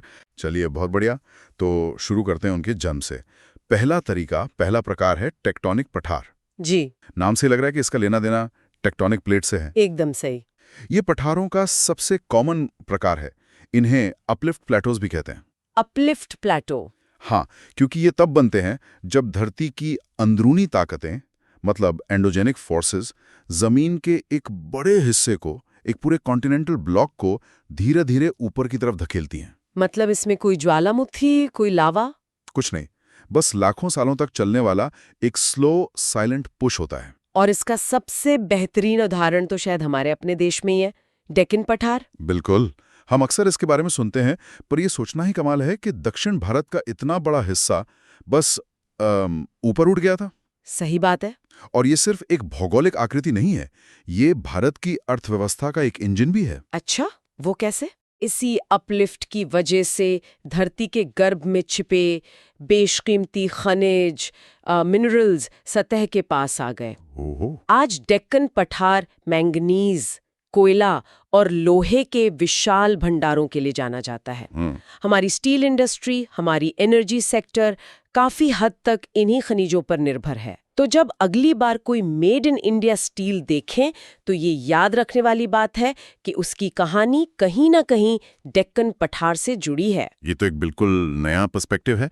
अच्छा, क्या सभी टेक्टोनिक पठार ऐसे ही मतलब फ्लैट ऊपर उठते हैं या इसमें भी कुछ वेरिएशंस होते हैं? बहुत अच्छा सवाल है। नहीं, हमेशा एक जैसा नहीं होता। कभी कभी अपलिफ्ट एक समान नहीं होता है। जैसे स्पेन का मेजेटा ऑफ सेंट्रल आइबेरिया, वो एक टिल्टेड पठार है। टिल्टेड मतलब झुका हुआ? हाँ, आप इसे ऐसे समझिए जैसे किसी ने एक बहुत बड़ी मेज का सिर्फ एक पाया ऊपर उठा दिया हो तो पूरी सतह एक तरफ झुक जाती है। समझ गया। और मैंने फॉल्टेड पठार के बारे में भी पढ़ा है। वो क्या होता है? फॉल्ट का मतलब है चट्टानों में दरार। जब इन दरारों के दोनों तरफ की जमीन एक दूसरे के मुकाबले खिसकती है तो फॉल्टिंग होती है। जी। कई बार ऐसा होता है कि दो दरारों के बीच का हिस्सा ऊपर उठ जाता है। जर्मनी का हार्ज पठार इसका एक क्लासिक उदाहरण है। वो लैंडस्केप थोड़ा ज्यादा ब्रोकन या फ्रैगमेंटेड दिखता है। और यहीं पर कहानी और भी मजेदार हो जाती है जब हम इंटर मॉन्टे प्लेटोज की बात करते हैं। हाँ, ये नाम सुनने में थोड़ा भारी लगता है, पर इसका मतलब तो बहुत सीधा है ना? बिल्कुल। इंटर यानी बीच में और मॉन्ट मतलब पहाड़। तो ये वो पठार हैं जो चारों तरफ से ताकतवर मोड़दार पहाड़ों यानी फोल्ड माउंटेन से घिरे होते हैं। ये दुनिया के सबसे ऊंचे, सबसे बड़े और सबसे ड्रामेटिक पठार हैं। जब दो टेक्टोनिक प्लेट्स टकराती हैं तो उनके किनारे तो मुड़कर हिमालय जैसे पहाड़ बना देते हैं, लेकिन उनके बीच का हिस्सा मुड़ने के बजाय एक साथ ऊपर उठ जाता है और एक पठार बन जाता है। हाँ, जैसे कि तिब्बत का पठार, दुनिया की छत। बिल्कुल। ये उत्तर में कुनलुन और दक्षिण में हिमालय के बीच एक सैंडविच की तरह फंसा हुआ है। सही। मैं कल्पना कर रही हूं कि वहां रहना कैसा होता होगा। चारों तरफ दुनिया की सबसे ऊंची चोटियां और आप एक विशाल ऊंची सपाट जमीन पर है। और शायद इसी वजह से वहां एक यूनिक कल्चर ने जन्म लिया है। एग्जैक्टली। ये जो ज्योग्राफिकल आइसोलेशन है उसी ने तिब्बत की संस्कृति, भाषा और धर्म को सदियों तक बचाए रखा। दूसरा बड़ा उदाहरण बोलिविया का पठार है जो एंडीज पर्वतों की दो श्रृंखलाओं के बीच में है। तो ये पठार सिर्फ जमीन के टुकड़े नहीं है, ये सभ्यताओं के पालने भी रहे हैं। वाओ! तो ये था जन्म का एक तरीका, धरती के अंदरूनी ताकत से। लेकिन पठार बनने का एक और जबरदस्त तरीका है जिसमें आग और लावा शामिल हैं। हाँ, वॉल्केनिक पठार। Volcanic Plato's. हाँ, अगर टेक्टोनिक पठार एक धीमी ठंडी प्रक्रिया है तो वॉल्केनिक पठार का जन्म बहुत ही फायरी और ड्रामेटिक होता है। अच्छा। ये तब बनते हैं जब जमीन की दरारों से पिघला हुआ लावा बाहर निकलता है और एक बहुत बड़ी सतह पर फैलता जाता है। तो ये लावा ये पहाड़ नहीं बनाता? नहीं, ये लावा आमतौर पर बसोल्टिक होता है जो शहद की तरह गाढ़ा होने के बजाय काफी पतला और बहने वाला होता है। इसलिए ये फटकर ऊंचा पहाड़ बनाने के बजाय दूर दूर तक फैलकर एक सपाट परत बना लेता है। और ये प्रक्रिया बार बार होती है, मतलब परत के ऊपर परत? एग्जैक्टली। लाखों सालों में कई बार ज्वालामुखी विस्फोट होते हैं और लावा की नई परतें पुरानी परतों के ऊपर जमती जाती हैं, परत दर परत, अ सक्सेसिव शीट ऑफ लावा, और देखते देखते एक विशाल पठार तैयार हो जाता है। इसका कोई उदाहरण? उत्तरी आयरलैंड का एंट्रम प्लाटो इसका एक अच्छा उदाहरण है। एक मिनट, हमारे डेक्कन पठार के बारे में भी कहा जाता है कि वो वॉल्केनिक है, पर अभी हमने बात की कि वो टेक्टोनिक अपलिफ्ट से बना है। तो ये क्या मामला है? क्या एक पठार दोनों हो सकता है? आपने बिल्कुल सही पॉइंट पकड़ा, और यही बात जियोलॉजी को फैसिनेट करती है कि वो हमारी बनाई गई साफ सुथरी कैटेगरीज में हमेशा फिट नहीं होती। अच्छा। डेक्कन पठार का जो मूल ढांचा है वो तो टेक्टोनिक अपलिफ्ट से ही बना है, लेकिन बाद में, आज से करोड़ों साल पहले, उसके उत्तर पश्चिमी हिस्से में जबरदस्त ज्वालामुखी विस्फोट हुए ओह, और लावा की परतों ने उस हिस्से को पूरी तरह से ढक दिया। इसीलिए आपको महाराष्ट्र और आसपास के इलाकों में जो काली मिट्टी मिलती है, ब्लैक सॉइल, वो इसी बसाल्टिक लावा के टूटने से बनी है। और वो कपास की खेती के लिए बेहतरीन होती है। बिल्कुल। तो डेक्कन पठार एक कॉम्प्लेक्स, एक हाइब्रिड पठार है। ये तो कमाल है। मतलब पठार की भी डबल पर्सनैलिटी हो सकती है। लेकिन ज्वालामुखी पठारों का सबसे बड़ा, सबसे शानदार उदाहरण शायद कहीं और है। हाँ, a truly remarkable example America का कोलंबिया स्नेक प्लेटो है। कोलंबिया स्नेक प्लेटो। जी, इसका आकार मलेशिया देश से लगभग दुगना है। क्या कह रही हैं? दुगना? हाँ, आप सोचिए, एक देश से भी बड़ा पठार जो सिर्फ लावा के जमने से बना है। मैं इसके बारे में कुछ पढ़ा था और जो आंकड़े हैं वो दिमाग हिला देने वाले हैं। कहते हैं वहां लावा की हर एक परत 100 फीट से भी ज्यादा मोटी है। हाँ, 100 फीट। 100 फीट मतलब एक 10 मंजिला इमारत जितनी मोटी, सिर्फ एक परत। और ऐसी अनगिनत परतें हैं। कुल मिलाकर इन परतों की गहराई लगभग 1 मील यानी 1.6 किलोमीटर तक मापी गई है। 1 मील? यस। ये इतने विशाल लावा प्रवाह है कि वैज्ञानिक इन्हें फ्लड बसॉल्ट्स कहते हैं। जैसे पानी की नहीं बल्कि पिघली हुई चट्टान की बाढ़ आ गई हो। फ्लड बसॉल्ट्स। और जो बात इसे और भी माइंड बॉगलिंग बनाती है वो ये है कि पृथ्वी के इतिहास में हुए कुछ सबसे बड़े फ्लड बसॉल्ट इवेंट्स को मास एक्सटिंक्शन इवेंट से जोड़ा जाता है। मतलब सामूहिक विलुप्ति की घटनाओं से। हाँ, ये सिर्फ जमीन नहीं बना रहे थे, ये शायद धरती का क्लाइमेट बदल रहे थे और जीवन का रुख मोड़ रहे थे। वाह, तो हम सिर्फ एक लैंडफॉर्म की बात नहीं कर रहे हैं, हम एक प्लैनेट ऑल्टरिंग इवेंट की बात कर रहे हैं। बिल्कुल। तो ये तो हो गई पठारों के जन्म की कहानी, एक ताकत से और दूसरी आग से। लेकिन जैसा आपने शुरू में कहा था, ये हमेशा जवान नहीं रहते। तो इनकी जिंदगी का अगला पड़ाव क्या है? अगला पड़ाव है बुढ़ापा, जिसे भूगोल की भाषा में डाइसेक्टेड पठार कहते हैं, डिसेक्टेड प्लेटोज। डिसेक्टेड? हाँ, ये बनने का कोई नया तरीका नहीं है, बल्कि ये उन टेक्टोनिक या वोल्केनिक पठारों का भविष्य है जो लाखों साल गुजार चुके हैं। डाइसेक्टेड का मतलब ही है काट छांट दिया गया। अच्छा। समय के साथ साथ प्रकृति के एजेंट्स, नदियां, हवा, ग्लेशियर, इन ऊंचे सपाट पठारों को तराशना शुरू कर देते हैं। और ये तराशने का तरीका हर जगह अलग अलग होता होगा, वहां के मौसम के हिसाब से। बिल्कुल। अगर हम किसी नमी वाले इलाके, ह्यूमिड हाईलैंड्स की बात करें, जैसे स्कॉटिश हाईलैंड्स, तो वहां नदियां और ग्लेशियर पठार में गहरी संकरी घाटियां काट देते हैं, डीप नैरो वैलीज। आप कल्पना कीजिए एक विशाल हरा भरा पठार और उसके बीच में से गहरी खाइयां गुजर रही हैं, जिन्हें वहां ग्लेन्स कहते हैं। तो जो कभी एक सपाट टेबल था, हाँ, अब वो टुकड़ों में बढ़ गया। सही। और अगर इलाका सूखा हो, जैसे रेगिस्तानी इलाके, हाँ, वहां तो पानी कम होता है। सूखे एरिड देशों में कहानी बिल्कुल अलग हो जाती है। वहां बारिश कम होती है, लेकिन जब होती है तो तेज होती है और हवा बहुत शक्तिशाली होती है। हाँ। तो नदियां पठार को चौड़ाई में काटने के बजाय सीधा नीचे की तरफ काटती हैं, जिसे वर्टिकल करोजन कहते हैं। इससे गहरी और खड़ी दीवारों वाली खाइयां बनती हैं, जिन्हें कैनियंस कहते हैं। Grand canyon? ग्रैंड कैनियन इसका सबसे प्रसिद्ध उदाहरण है। और ये जो हॉलीवुड की पुरानी वेस्टर्न फिल्मों में दिखाते हैं, लाल चट्टानों वाले लैंडस्केप्स जहां घोड़े दौड़ रहे होते हैं, हाँ, वो भी यही है। वो अलग थलग फ्लैट टॉप वाली चट्टानें। वही है, एग्जैक्टली। हवा और पानी पठार के मुलायम हिस्सों को उड़ा ले जाते हैं और सिर्फ सख्त चट्टानों के टापू जैसे टुकड़े बच जाते हैं। इन बड़े सपाट टॉप वाले टुकड़ों को मेसाज कहते हैं। स्पेनिश में इसका मतलब ही टेबल है। अच्छा, मेसा। और जब मेसा और ज्यादा घिसकर एक पतले खंबे जैसा रह जाता है तो उसे ब्यूट कहते हैं। तो जब हम वो लैंडस्केप देखते हैं तो हम असल में एक प्राचीन पठार के कंकाल को देख रहे हैं। बिल्कुल, जिसे लाखों सालों के मौसम ने काट छाट कर ऐसा बना दिया है। मतलब एक सपाट पठार का सतह उसकी जवानी का प्रतीक है और एरिज़ोना का वो कटा-फटा लैंडस्केप उसके बुढ़ापे का। एकदम सही। ये तो एक पूरी जिंदगी की कहानी हो गई। पर इन सब का मतलब क्या निकलता है? ये पठार हमारे लिए इतने जरूरी क्यों हैं? हमने डेक्कन के खनिजों की बात की, क्या ये बात बाकी पठारों पर भी लागू होती है? हाँ, बड़े पैमाने पर पठारों का आर्थिक महत्व बहुत ज्यादा है और उसका मुख्य कारण खनिज ही है। मिनरल्स। जी, जब पठार बनते हैं तो धरती के अंदर की कीमती धातुएं सतह के करीब आ जाती हैं। जैसे अफ्रीकी पठार को देखिए, ये सोना, हीरे, तांबा और क्रोमियम का खजाना है दुनिया की कई बड़ी गोल्ड और डायमंड माइंस वहीं पर हैं। ब्राजीलियाई पठार के बारे में भी यही सुना है। हाँ, ब्राजीलियाई पठार लोहा और मैंगनीज के लिए मशहूर है, खासतौर पर उसका मिनास जेराइज इलाका। मिनास जेराइज? हाँ, पुर्तगाली में इसका मतलब ही है जनरल माइंस। तो नाम से ही पता चलता है कि वो इलाका खनिजों से कितना समृद्ध है। सही बात है। इसी तरह पश्चिमी ऑस्ट्रेलिया का पठार सोने और लोहे के लिए जाना जाता है। ये पठार सिर्फ भूगोल का हिस्सा नहीं है, ये कई देशों की अर्थव्यवस्था की रीढ़ है। मतलब इन पर शहर बसते हैं, इंडस्ट्री चलती है और लाखों लोगों को रोजगार मिलता है। बिल्कुल। तो एक पठार सिर्फ जमीन का एक ऊंचा टुकड़ा नहीं है, ये एक जियोलॉजिकल एपिक है, एक आर्थिक इंजन है और एक सांस्कृतिक पालना भी। सही कहा। इसकी एक पैदाइश है, एक जवानी है और एक बुढ़ापा भी। ये तो पृथ्वी की कहानी बताने वाले विशाल पन्ने हैं।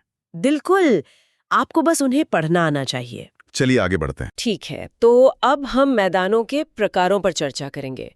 जब हम मैदान या प्लेन्स शब्द सुनते हैं तो दिमाग में बस एक सपाट, दूर दूर तक फैली हुई, थोड़ी बोरिंग सी जमीन की तस्वीर आती है।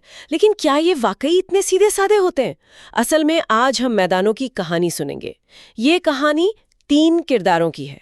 पहला, स्थिरता, वो मैदान जो अरबों सालों से बिना हिले डुले टिके हैं। दूसरा, रचना, वो मैदान जिन्हें नदियों, ग्लेशियरों और हवा ने कण-कण जोड़कर बनाया है। और तीसरा, विनाश, वो मैदान जो ऊंचे-ऊंचे पहाड़ों को घिसकर मिटाकर बने हैं। वाह, ये तो मैदानों को देखने का बिल्कुल ही एक नया नजरिया है, कहानी के किरदारों की तरह। बिल्कुल।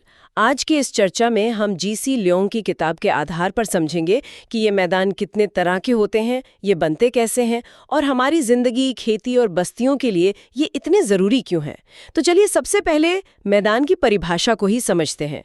ये होता क्या है? बिल्कुल बेसिक लेवल पर अगर देखें तो मैदान या प्लेन एक लोलैंड एरिया होता है। मतलब ज्यादा ऊंचाई नहीं होती, समुद्र तल से बस कुछ 100 फीट। ये या तो एकदम लेवल होता है, सपाट, या फिर क्या कहते हैं, हल्का उतार चढ़ाव वाला, जिसे हम अंडुलेटिंग कहते हैं। इसमें कोई खड़ी चट्टानें या गहरी घाटियां नहीं होती। मैं इसे पूरी तरह महसूस कर सकती हूँ। जब भी मैं ट्रेन से पंजाब या यूपी जाती हूँ, घंटों तक बस सपाट जमीन दिखती है।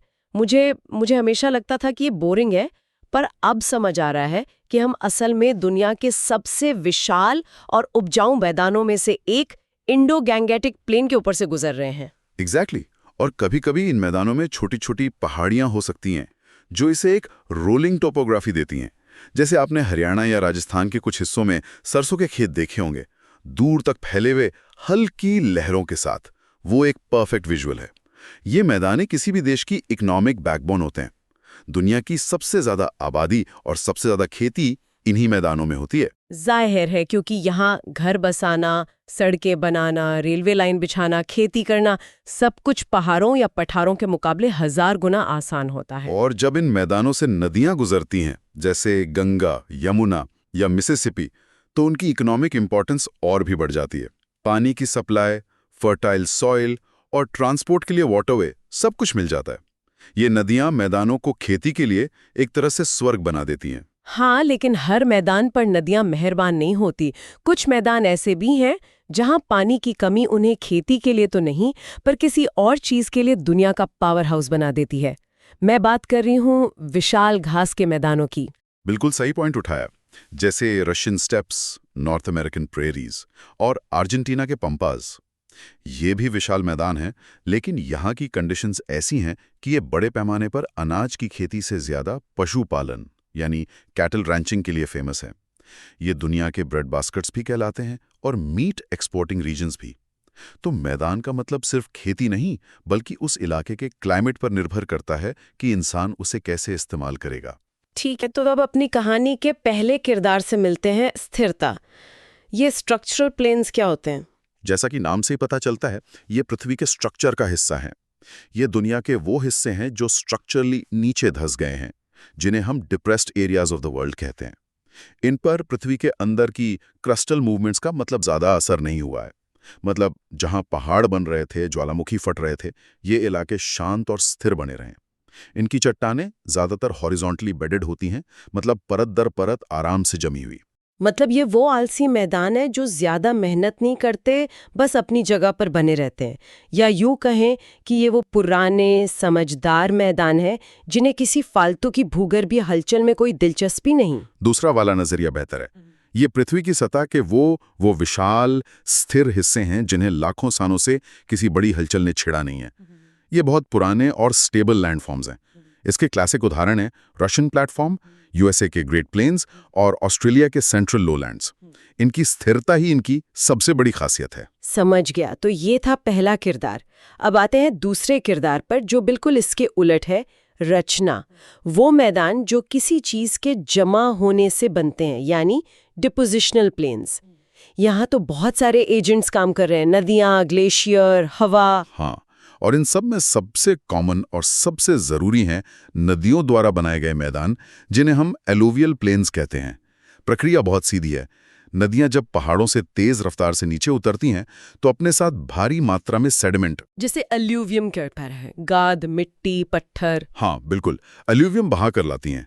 जैसे ही नदी मैदानी इलाके में पहुंचती है, उसकी रफ्तार कम हो जाती है और वो ये सारा मटेरियल अपने आसपास जमा करना शुरू कर देती है। लाखों सालों में ये प्रक्रिया एक विशाल मैदान बना देती है। और ये दुनिया के सबसे उपजाऊ इलाके होते हैं। भारत का गंगा ब्रह्मपुत्र का डेल्टा, जहाँ चावल और जूट की खेती होती है, या फिर मिस्र का नील नदी का डेल्टा। बिल्कुल, चीन का ह्वांगहो प्लेन भी इसका एक बेहतरीन उदाहरण है। उसने तो एल्यूवियम की इतनी मोटी परत बिछा रखी है कि आप अंदाजा नहीं लगा सकते। और इसे चीन का शोक भी कहते हैं, है ना? तो ये एक पैराडॉक्स है। वही नदी जो उपजाऊ मिट्टी लाकर एक सभ्यता को जन्म देती है, वहीं अपनी भयंकर बाढ़ों से उसे तबाह भी कर सकती है।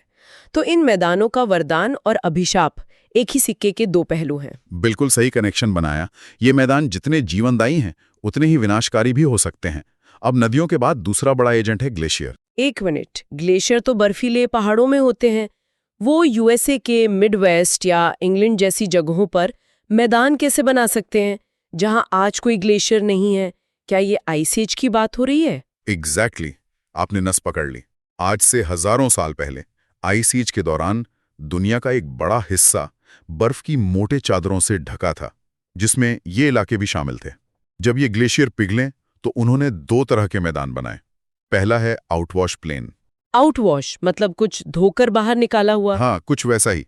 जब ग्लेशियर पिघलते हैं तो उनका पानी अपने साथ लाए हुए रेत और बजरी को एक बड़े इलाके में पंखे की तरह फैला देता है। इन्हें फ्लूवियो ग्लेशियल डिपॉजिट्स कहते हैं, क्योंकि ये ग्लेशियर के पिघले हुए पानी मतलब फ्लूवियो से बहकर आए हैं। तो ये जमीन तो बहुत उपजाऊ होनी चाहिए, इसमें पहाड़ों के मिनरल्स होंगे। यहीं पर एक ट्विस्ट है। ये आउटवॉश प्लेन्स ज्यादातर बंजर होते हैं। बंजर क्यों? क्योंकि पानी अपने बहाव में भारी पत्थर और बजरी तो जमा कर देता है, लेकिन बारीक और उपजाऊ मिट्टी को बहाकर आगे ले जाता है। तो यहाँ सिर्फ रेत और कंकड़ बचते हैं। इसके उदाहरण हॉलैंड और उत्तरी जर्मनी के कुछ हिस्सों में मिलते हैं। अच्छा, ये थोड़ा अजीब है। ग्लेशियर तो पहाड़ों को घिसकर मिनरल से भरपूर मलबा लाते होंगे, फिर उनसे बनी जमीन बंजर क्यों होती है? आपका सवाल बिल्कुल जायज है, और इसका जवाब ग्लेशियर के बनाए दूसरी तरह के मैदान में छुपा है, जिसे कहते हैं टिल प्लेन या ड्रिफ्ट प्लेन। इसमें ग्लेशियर पिघलते हुए पानी से फैलाने के बजाय अपने साथ लाए हुए मटेरियल को सीधे ही जमीन पर छोड़ देता है, जैसे कोई कन्वेयर बेल्ट अपना सामान गिरा दे। इस मटेरियल को बोल्डर क्ले कहते हैं, जो कि अलग अलग साइज के पत्थर, मिट्टी, रेत, बजरी का एक अनसॉर्टेड मिक्सचर होता है। मतलब इसमें सब कुछ मिक्स होता है। हाँ, और इसी वजह से इंटरेस्टिंगली ये बोल्डर क्ले वाली जमीन खेती के लिए बहुत अच्छी हो सकती है, क्योंकि इसमें हर तरह के पोषक तत्व मौजूद होते हैं। यूएसए का मिडवेस्ट और इंग्लैंड का ईस्ट एंग्लिया इसके सबसे अच्छे उदाहरण हैं, जो बहुत प्रोडक्टिव फार्मिंग रीजन्स हैं। तो देखा, एक ही एजेंट ग्लेशियर कहीं बंजर जमीन बना रहा है तो कहीं बेहद उपजाऊ। कमाल है। अब बात करते हैं तटीय इलाकों की। वहां लहरें और हवाएं मैदान बनाती हैं, कोस्टल प्लेन्स। हाँ, यहाँ डेपोजिशन का काम समुद्र की लहरें और हवाएं करती हैं। वो समुद्र तट पर बीच मटेरियल्स जैसे मड, सैंड या शिंगल मतलब कंकड़ को जमा करती रहती है। इससे मरीन स्वॉम्प्स, मड फ्लैट्स और टाइडल लोलैंड्स बनते हैं। बेल्जियम, नीदरलैंड्स और यूएसए के गल्फ कोस्ट का एक बड़ा हिस्सा इसी तरह बना है। नीदरलैंड्स ने तो इन मैदानों को समुद्र से रिक्लेम करके अपनी जमीन का विस्तार किया है। और जीसी लियोंग में इमर्जेंट कोस्टल प्लेन का भी जिक्र है, वो क्या होता है? कभी-कभी जमीन के ऊपर उठने, जिसे अपलिफ्ट कहते हैं, उसकी वजह से ये कोस्टल लोलैंड समुद्र तल से थोड़े ऊंचे हो जाते हैं। तब हम इन्हें इमर्जेंट कोस्टल प्लेन कहते हैं। अमेरिका में फ्लोरिडा से लेकर टेक्सास तक का तटीय किनारा इसका एक क्लासिक उदाहरण है। ठीक है, नदी, ग्लेशियर, समुद्र हो गए। अब बचा सबसे सटल एजेंट, हवा। ये तो यकीन करना मुश्किल है कि हवा भी मैदान बना सकती है। हवा अपने साथ बहुत बारीक कण उड़ाती है, जिसे लोएस कहते हैं। ये कण रेगिस्तानों या सूखी सतहों से उड़कर आते हैं और हजारों किलोमीटर दूर जाकर जमा हो जाते हैं। जब ये लोएस किसी पहाड़ी या घाटी वाले इलाके में जमा होता है तो ये सारे गड्ढों और दरारों को भर देता है, जिससे एक समतल मैदान बन जाता है। इसे लोएस प्लेन कहते हैं। और इसकी खासियत क्या है? इसकी सबसे बड़ी खासियत यह है कि ये लॉस मिट्टी बहुत उपजाऊ होती है। उत्तर पश्चिम चीन का लोएस प्लेटो इसका सबसे बड़ा और ड्रामेटिक उदाहरण है। वही पठार ना, जहाँ लोग आज भी गुफाओं जैसे घरों में रहते हैं, जिन्हें याओडोंग कहते हैं। उन्होंने उस लॉस मिट्टी में ही अपने घर खोद लिए हैं। तो मतलब जिस मिट्टी ने उनके खेत बनाए, उसी ने उनके घर भी बनाए। क्या बात है! ये एक शानदार कनेक्शन है। ये दिखाता है कि इंसान किस तरह अपने एनवायरनमेंट के साथ अडेप्ट करता है। अर्जेंटीना के पैम्पस के कुछ हिस्से भी लॉस से ढके हुए हैं, जो उन्हें खेती के लिए बेहतरीन बनाते हैं। तो ये था हमारा दूसरा किरदार, रचना। अब चलते हैं अपनी कहानी के आखिरी और सबसे ड्रामेटिक किरदार पर, विनाश। वो मैदान जो बनाने से नहीं बल्कि मिटाने से बनते हैं, इरोजनल प्लेन्स। एग्जैक्टली। ये मैदान किसी चीज के जमा होने से नहीं बल्कि किसी ऊंची नीची जमीन के घिस जाने यानी इरोजन से बनते हैं। लाखों सालों के समय में बारिश, नदी, बर्फ और हवा जैसी प्राकृतिक शक्तियां ऊंचे ऊंचे पहाड़ों को भी घिसकर समतल मैदान बना सकती हैं। इन्हें प्लेन्स ऑफ डेन्यूडेशन भी कहते हैं। इसका मतलब ये है कि आज जहां हम सपाट मैदान देख रहे हैं, वहां कभी हिमालय जैसे पहाड़ रहे होंगे। ये सोचने में भी अजीब लगता है। बिल्कुल। इसका सबसे प्रमुख प्रकार है पेनेप्लेन, जिसका शाब्दिक अर्थ है ऑलमोस्ट प्लेन यानी लगभग मैदान। ये नमी वाले इलाकों, ह्यूमिड रीजन्स में बनते हैं, जहां नदियां मुख्य इरोजनल एजेंट होती हैं। नदियां धीरे धीरे अपनी घाटियों को गहरा और चौड़ा करती हैं और आसपास की ऊंची जमीन को लगातार काटती रहती हैं। लाखों साल बाद पूरा इलाका घिसकर एक लगभग समतल मैदान बन जाता है। और इस पे कुछ पुरानी चट्टानें बची रह जाती हैं। हाँ, जो चट्टानें बहुत ज्यादा कठोर होती हैं, वो पूरी तरह घिस नहीं पाती और उस समतल मैदान पर टीलों की तरह खड़ी रह जाती हैं। ये उस पुराने पहाड़ की आखिरी निशानी होती हैं। अब ग्लेशियर और हवा के कटाव से बने मैदानों पर आते हैं। क्या ग्लेशियर जमा करके तो मैदान बनाते ही हैं? क्या वो कटाव से भी बनाते हैं? हाँ, और बहुत प्रभावी ढंग से। ग्लेशिएटेड रीजन्स में विशाल ग्लेशियर और आइस शीट्स जब आगे बढ़ते हैं तो वो अपने नीचे की जमीन को एक जायंट सैंडपेपर की तरह खुरचते और घिसते हुए चलते हैं। इस प्रक्रिया को स्काउरिंग कहते हैं। इससे जमीन लेवल हो जाती है और आइस स्काउर्ड प्लेन्स बनते हैं। और इस खुरचने की प्रक्रिया में जमीन में गड्ढे भी बन जाते होंगे। हाँ, और जब ग्लेशियर पिघल जाते हैं तो इन्हीं खोखले गड्ढों में पानी भर जाता है और झीलें बन जाती हैं। इसका सबसे शानदार उदाहरण है फिनलैंड। उसे 1000 झीलों का देश कहते हैं, पर असल में वहां अनुमानित 35,000 झीलें हैं। ये झीलें देश के 10% हिस्से को कवर करती हैं। सोचिए, एक पूरा देश ग्लेशियर के स्क्रबिंग का नतीजा है। कमाल है। अब आखिरी प्रकार जो शुष्क इलाकों में बनता है, पेडी प्लेन्स। एरिड और सेमी एरिड रीजन्स यानी रेगिस्तानी इलाकों में हवा सबसे शक्तिशाली एजेंट होती है। यहाँ विंड डिफ्लेशन की प्रक्रिया होती है, जिसमें हवा सूखी मिट्टी और रेत को एक जगह से उड़ाकर दूसरी जगह ले जाती है, जिससे जमीन की सतह नीची हो जाती है। इसके साथ ही मैकेनिकल वेदरिंग से पहाड़ों के किनारे टूटते और घिसते रहते हैं। तो इसका नतीजा क्या होता है? नतीजा ये होता है कि पहाड़ पीछे हटते जाते हैं और एक हल्का ढलान वाला चट्टानी मैदान बनता है, जिसे पेडी प्लेन कहते हैं। और इस मैदान पर कुछ पुरानी कठोर चट्टानों की खड़ी पहाड़ियां बची रह जाती हैं, जो घिस नहीं पाती। इन खूबसूरत आकृतियों को इंसेलबर्ग्स कहते हैं। ये रेगिस्तानी मैदान में अकेले खड़े टापू जैसे दिखते हैं। आपने ऑस्ट्रेलिया के आउटबैक की तस्वीरों में उलूरू, जिसे एयर्स रॉक भी कहते हैं, देखा होगा। वो इंसेलबर्ग का एक भव्य उदाहरण है। वाह! तो मैदानों की दुनिया भी कितनी विविध और दिलचस्प है। हमने अपनी कहानी के तीनों किरदारों, स्थिरता, रचना और विनाश को देख लिया। बिल्कुल। तो अगर हम पूरी चर्चा को संक्षेप में देखें तो मैदान सिर्फ सपाट जमीन नहीं है। वे पृथ्वी की संरचनात्मक स्थिरता यानी स्ट्रक्चरल स्टेबिलिटी, नदियों की जमावट की ताकत, ग्लेशियरों की शक्ति, हवा के बारीक काम और लाखों वर्षों के अपर्दन का मिला-जुला परिणाम है। हर मैदान की अपनी एक कहानी है जो पृथ्वी के इतिहास के किसी अध्याय को बयां करती है। और हम इन मैदानों को खेती और जीवन के लिए वरदान मानते हैं। लेकिन ये सोचना कितना दिलचस्प है कि जिन उपजाऊ मैदानों पर आज हमारी पूरी सभ्यता, हमारे शहर, हमारे खेत टिके हुए हैं, वो या तो किसी ऊंचे पहाड़ के घिसे हुए अवशेष है या फिर कहीं और से लाई गई मिट्टी का जमाव। ये हमें पृथ्वी के विशाल टाइम स्केल और प्राकृतिक शक्तियों के सामने इंसान की जगह की याद दिलाता है। क्या हम बस एक लगातार बदलती सतह पर कुछ समय के लिए रह रहे हैं? ये एक बहुत गहरा विचार है सोचने के लिए। हम जिसे स्थिर मानते हैं वो भूगर्भीय समय के पैमाने पर बस एक पल है। ठीक है, तो हमें उम्मीद है कि आपको certificate physical and human geography bye GC Leong के चैप्टर 2 द अर्थ्स क्रस्ट पर हमारी आज की ये चर्चा पसंद आई होगी। यूपीएससी विषयों पर ऐसी और चर्चाओं के लिए द यूपीएससी पॉडकास्ट चैनल को सब्सक्राइब करें। धन्यवाद। जय हिंद।